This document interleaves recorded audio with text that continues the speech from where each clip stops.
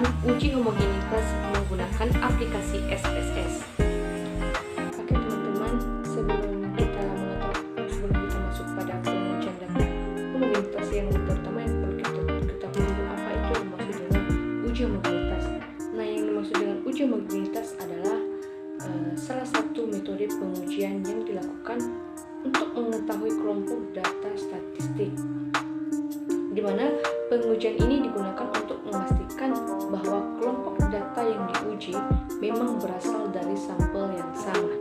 Nah, di dalam uji homogenitas ini ada dasar pengambilan keputusannya, dan di mana dasar keputusannya ini apabila signifikannya itu lebih besar daripada 0,5, maka distribusi data tersebut bersifat homogen. Nah, apabila signifikannya itu lebih kecil daripada 0,5, maka distribusi data tersebut dinyatakan tidak homogen. Nah, kemudian kita masuk pada aplikasi Excel, di mana di situ kita sudah muat file mentah sebanyak 20 responden. Kemudian dengan memisahkan kode dari masing-masing kelas.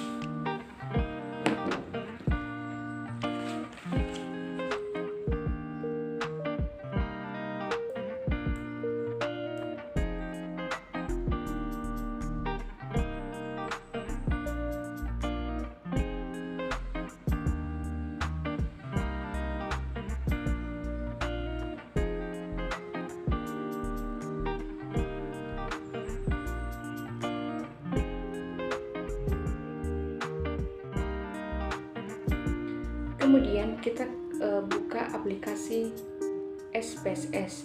Nah, setelah itu kemudian kita pastikan data dari Excel ke SPSS pada data view. Lalu pilih variabel view. Nah, pada kolom nama barisan pertama kita ubah dan kita jadikan sebagai hasil belajar. Nah, kemudian pada kolom barisan kedua kita buat jadi kelas. Nah, kemudian pada kolom barisan desimal kita ubah menjadi 0. Nah, setelah itu pada kolom barisan label pertama itu kita buat hasil belajar matematika.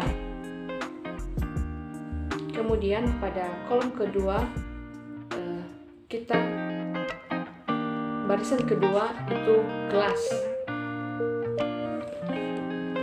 Kemudian pada kolom barisan field barisan kedua kita buat label masing-masing kelas. Nah, dimana yang pertama pada field itu kita buat 1, kemudian pada label itu kelas, misalkan kita buat kelas A. Kemudian klik add. Nah, kemudian kita muat kembali itu pada field-nya itu 2, kemudian pada label kita buat kelas B. Selanjutnya klik add, lalu kemudian klik OK. Nah, setelah itu pada kolom barisan measure kita ganti menjadi skill. Nah, setelah kedua ini kita ganti skill, jika kita merasa data kita sudah siap, lalu kita pilih analyze. Lalu klik pada comparement. Nah, setelah itu setelah kita klik pada comparement, di situ ada yang namanya one way ANOVA.